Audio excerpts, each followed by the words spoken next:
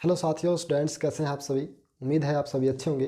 भाई मैंने सुबह ही एक वीडियो बनाई थी, आंसर की आने के बाद आपकी एक्सपेक्टेड कट ऑफ क्या रह सकती है, उसके बारे में मैंने एक वीडियो बनाई थी सुबह सुबह।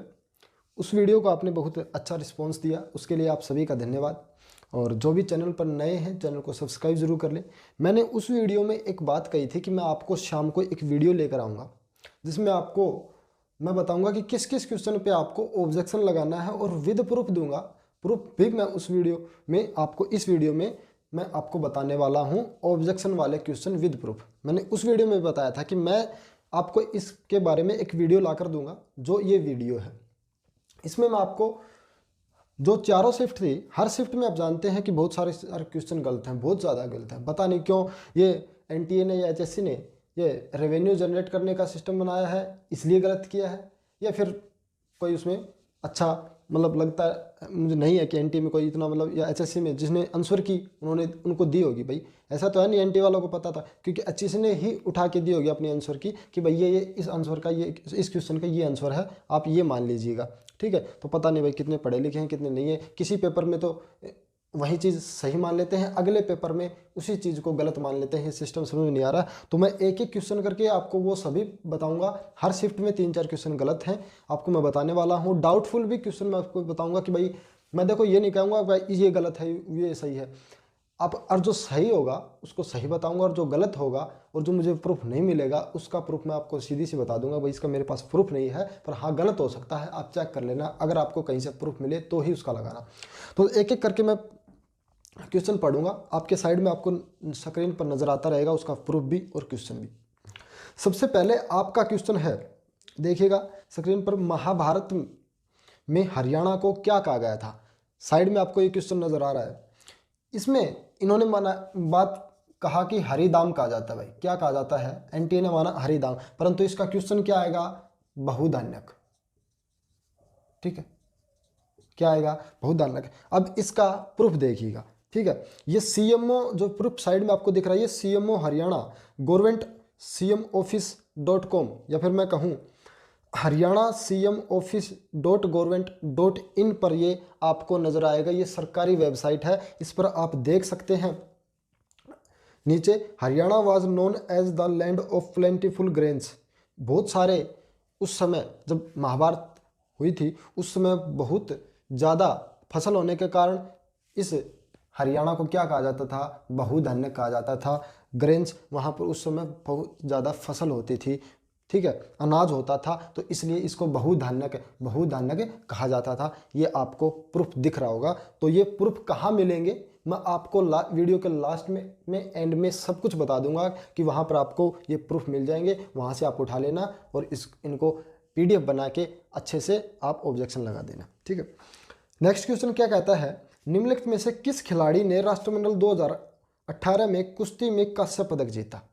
क्वेश्चन आपको नजर आ रहा है। पहली बात तो ये क्वेश्चन ही गलत है। ठीक है, इसमें आंसर गलत नहीं है, इसमें क्वेश्चन गलत है। क्वेश्चन क्या कहता है और कि भाई 2018 में कुश्ती में कांस्य पदक किसने जीता, तो इसमें आपको आंसर क्या मानना है, एनटीए ने बबीता फोगाट। परंतु बबीता फोगाट ने कौन सा जीता था, रजत पदक जीता था, सिल्वर पदक जीता था। आपको साइड में प्रूफ नजर आ रहा है नीचे, बबीता कुमारी। ठीक है, बबीता कुमारी फोगाट ने कौन सा पदक जीता था, 53 किलो फ्री स्टाइल में आपको कुश्ती में इन्होंने सिल्वर पदक ला के दिया था। तो आप देख सकते हैं ये रजत पदक जीतने वाली थी, परंतु इनका क्वेश्चन कहा गया है कि कांस्य पदक जीतने वाला। तो ये क्वेश्चन ही गलत है, यहाँ पे आंसर गलत नहीं है। तो इस पर भी आपको ऑब्जेक्शन लगाना है, और तो ऑब्जेक्शन लगाएंगे तो 100 रुपये की फीस है हर एक क्वेश्चन के साथ। ठीक है, तो इस पर भी आप लगा सकते हैं। उसके बाद है नेक्स्ट, ये चोप हरियाणा में निर्मित साल का एक रूप है।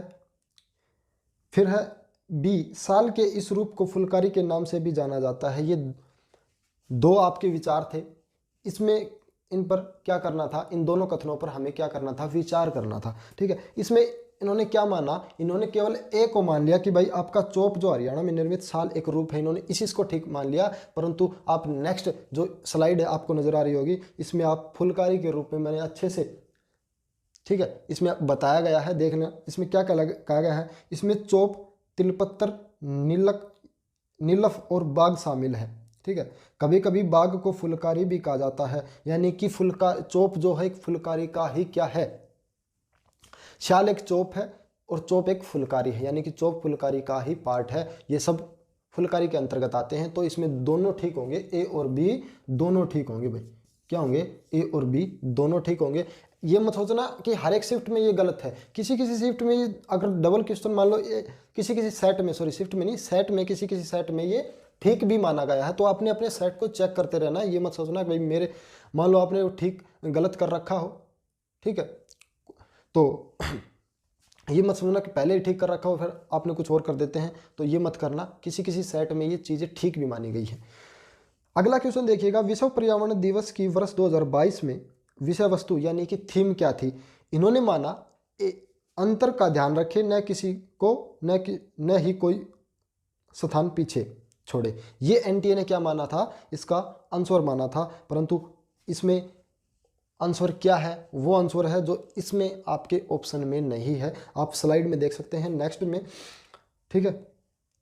ये government of Puducherry department of science, ठीक है, ये यहाँ पे सरकार की पांडिचेरी सरकार की क्या थी, ये वेबसाइट थी, उस पर ये दिया गया था। वर्ल्ड एनवायरनमेंट डे, पर्यावरण दिवस की थीम थी only one earth online events, ठीक है, ओनली वन अर्थ। तो ये इसमें आपको नहीं दिया गया है, इस पर भी आप ऑब्जेक्शन लगा सकते हैं। इसमें आपको ये ऑप्शन ही नहीं है, ठीक है, तो ये आप लगा सकते हैं। फिर है नेक्स्ट आपका हरियाणा का पूर्वी देशांतर विस्तार क्या है? ठीक है, इसमें इन्होंने माना है 71 से लेकर 77 भाई, परंतु ये किसी किसी शिफ्ट में ये क्वेश्चन ठीक भी है, किसी किसी सेट में, ये याद रख लेना। इसका रियल आंसर 74 से 77 वाला होगा भाई, 74 से 77। आप नेक्स्ट आप देख सकते हैं, हरियाणा फॉरेस्ट डिपार्टमेंट की ये रिपोर्ट है, ये आप गूगल पे चेक कर सकते हैं। इसमें साफ साफ लिखा गया है 74 से 77 आपका क्या है, पूर्वी देशांतर है भाई, ठीक। तो इस पर भी किसी का गलत माना गया है ये क्वेश्चन, तो उस पर आप ऑब्जेक्शन लगा सकते हैं। हरियाणा की कुल भूमि का कितना प्रतिशत कृषि के अंतर्गत आता है? ये डाउटफुल है भाई, मैं बताता हूं इसका सही आंसर क्या है, ठीक है।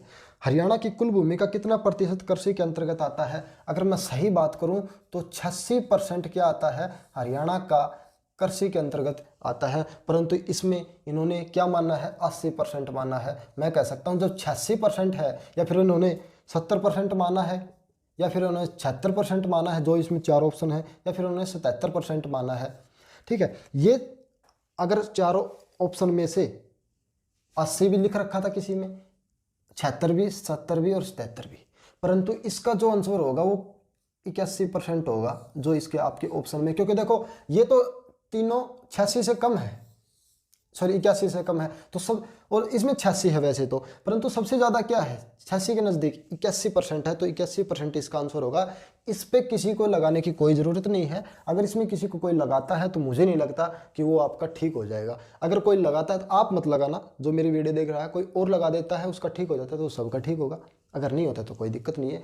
मेरे हिसाब से मैं यही कहूँगा कि ये इसका आंसर सही है, 81%, ये एनटीए ने माना है, यही इसका आंसर है। इस पर आपको ज़रूरत नहीं है ऑब्जेक्शन लगाने की। उसके बाद आता है हरियाणा की प्रसिद्ध बड़खल झील की निर्माण के बारे में। आप सब जानते हैं 1947 में हुई थी, परंतु एनटीए ने 1974 में माना है। बहुत सारे सेट में ये 1947 में ही माना गया है। एक बार पहले भी ये गलती की थी एचएससी ने, जब उन्होंने भी 1974 ही माना था, परंतु बाद में ऑब्जेक्शन लगाने के बाद 1947 कर दिया गया था। हो सकता है ये वहीं आंसर की उठा के उसको दे दी गई हो एनटीए की, तो इसका आंसर 1947 आएगा। किसी सेट में ये 1947 ठीक भी माना गया है, परंतु इन्होंने किसी सेट में 1974 को माना है, तो आंसर ये होगा। किसी के सेट में ये गलत माना गया है तो वो ऑब्जेक्शन लगा सकते हैं। ये आपका नेक्स्ट स्लाइड में आप देख सकते हैं, ये प्रूफ है भाई आप। उसके बाद है 1913 में पंजाब उच्च न्यायालय के पहले मुख्य न्यायाधीश के रूप में नियुक्त होने वाले पहले भारतीय कौन थे? कौन थे भाई? इन्होंने माना है गोपाल सिंह भाई,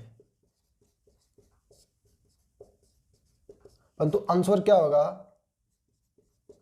सर शादीलाल बत्रा। ये आपका आंसर है, आप देख सकते हैं नेक्स्ट स्लाइड में, ये प्रूफ है भाई। जो ऊपर के आपके 6 नजर आ रहे हैं, 6 चीफ जस्टिस, मुख्य न्यायाधीश, ये क्या है? ये अंग्रेज हैं भाई, ठीक है।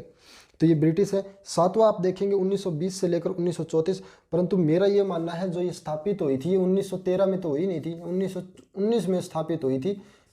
हो सकता है 1913 में काम करना आपका काम शुरू हो गया हो, परंतु असली रूप से मैं कह सकता हूँ रियल रूप से 1919 में शुरू हो गई थी। और वहीं इसमें दे रखा है 1919 से लेकर 1934 तक जो रहे थे वो सर शादीलाल बत्रा रहे थे पहले भारतीय मुख्य न्यायाधीश। तो इस पर आपको ऑब्जेक्शन लगा देना है अगर ये किसी का गलत माना गया है, सर शादीलाल बत्रा। वैसे ऑप्शन में भी नहीं है सर शादीलाल बत्रा यहाँ पे, ठीक है। तो इसमें गोपाल सिंह ही माना गया है इनका, तो ये आपको ऑब्जेक्शन इस पर लगा देना है। उसके बाद है हरियाणा में विद्युत उपभोक्ताओं की कुल संख्या 2021 और 22 में कितनी थी? इसमें एचएससी ने क्या माना, सॉरी एनटीए ने माना 73,07,992, ठीक है। ये क्या माने, इतने उपभोक्ता माने किसने? एनटीए ने। परंतु जो कई टीचर ये बता रहे हैं कि 71,17,384 होगा। जब आप आर्थिक सर्वेक्षण की रिपोर्ट देखेंगे, गवर्नमेंट रिपोर्ट, तो उसमें यही डाटा है, एग्जैक्ट डाटा आपको देखने को मिलेगा। मैं आपको विद प्रूफ साइड में आपको नजर आ रहा होगा, आप देख सकते हैं। इसमें आपको एनटीए ने जो माना है वहीं आपका सेम डिट्टो कॉपी यही है भाई, ठीक है। तो इसमें किसी ने ऑब्जेक्शन नहीं लगाना है। अगर कोई लगाता है तो मेरे हिसाब से मुझे नहीं लगता कि वो ठीक माना जाएगा। तो यही आपका आंसर होगा और यही एनटीए ने माना है, ठीक। तो इस पे किसी को लगाने की जरूरत नहीं है। उसके बाद है 1770 ईस्वी में नजीब उद दौला की मृत्यु के बाद उनका राज सिंहासन किसको मिला? भाई ये बहुत सारे टीचर ने इसको, मतलब शुरू में जब मैंने भी देखा था तो उन्होंने गलत बताया था। जब आपकी शुरू में अपनी वो खुद की उन्होंने आंसर की बताई थी, जब ये क्वेश्चन सोल्व करवा रहे थे, जब पेपर आपका हुआ था, तो इसमें आंसर आपका नजब खां माना गया था, परंतु इसका जो आंसर होगा वो जाबित खां आएगा भाई। मैंने विद प्रूफ देख लिया है, ये चीज़ें मैंने देख ली है किसी एक बुक में, तो वो जाबित खां ही है वहाँ पे, ठीक है।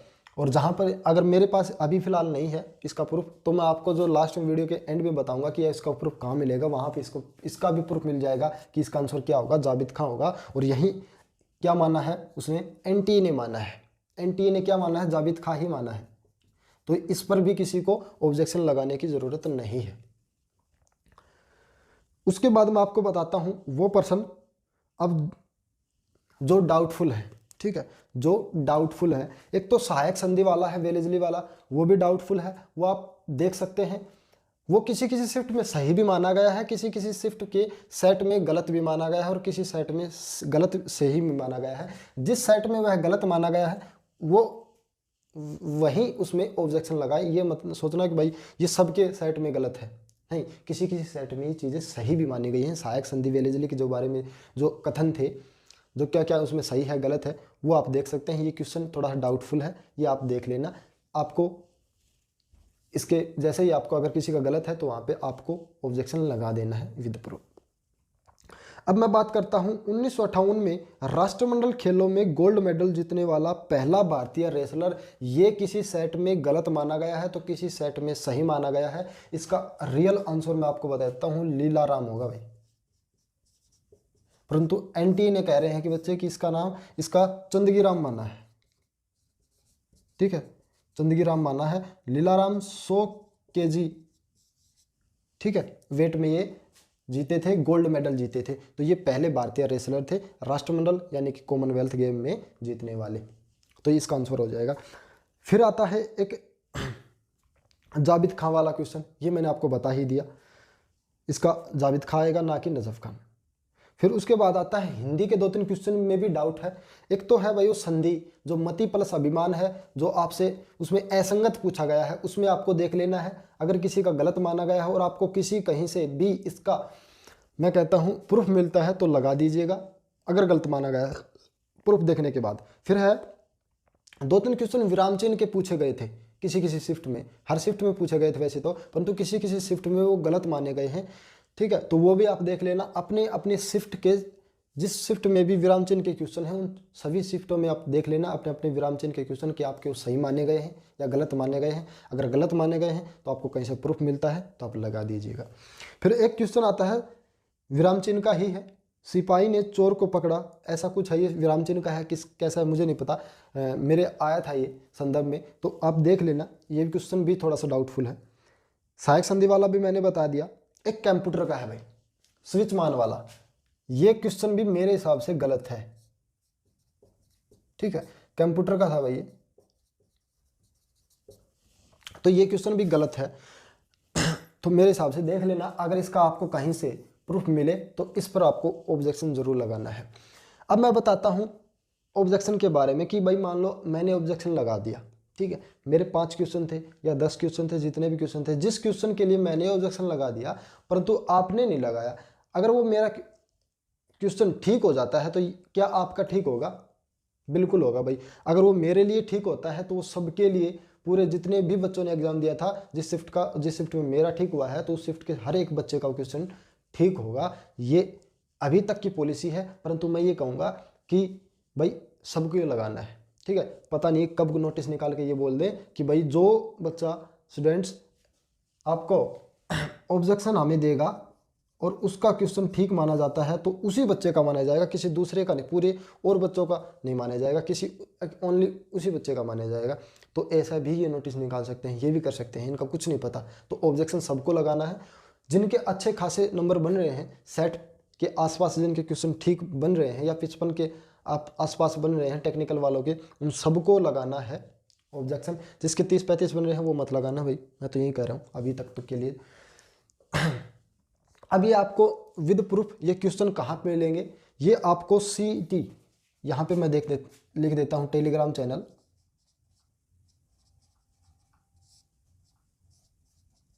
CET आंसर की ऑब्जेक्शन क्वेश्चन।